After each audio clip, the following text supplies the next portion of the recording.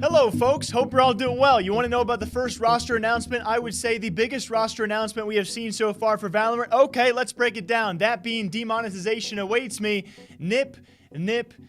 Yes, NIP, Ninjas and Pyjamas guys, most notably known for Counter-Strike Global Offensive and their squad over there, somewhat known in R6 as well as Dota, I believe FIFA on top of that. Now they add Valorant to their list of games out there in the most recent transition and the most complete roster signing we have seen to date. We have seen T1, formerly SKT, enter now as well. NIP now signing 4 members plus a coach. They await a 5th, and they've actually transitioned one of their former esports rosters into a Valorant roster. Not the last time we're going to talk about this, that being their former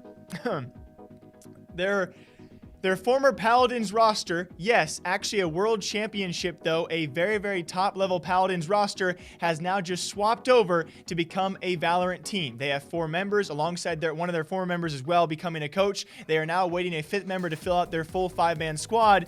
But yes, you have heard it here first, guys, a full transition from Paladins to Valorant. I have no idea how this one will go. Members known as Bonker, Dog, Ispitiner, Alex, and Coach Bird. I probably mispronounced at least one of those names for all of you. And speaking of crossover, it certainly does kind of drive the debate out there. We know many of the games that are actually best for crossover from what we've seen so far in the very early on moments. Counter-Strike pros are probably, the most transition, probably the most nutty we have seen so far. Apex Legends pros have been doing very well on top of that. Some Overwatch pros as well. We can also add in Fortnite, Call of Duty pros, definitely making the transition of ease of, at least when it comes to aim and having a very good shot so far. We have seen a lot of those pros succeed. I haven't seen anyone say Paladins pros.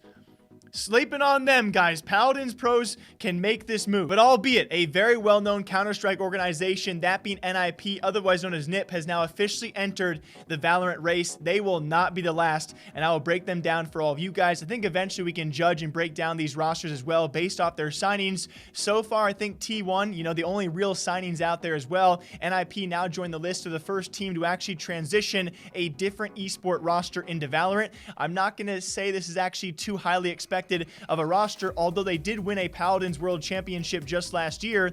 If you guys managed to see that, I don't have too high of hopes, but again, you really have nothing to compare it to as of right now. We will see how these guys do, and the signings, they keep on happening in these wild times.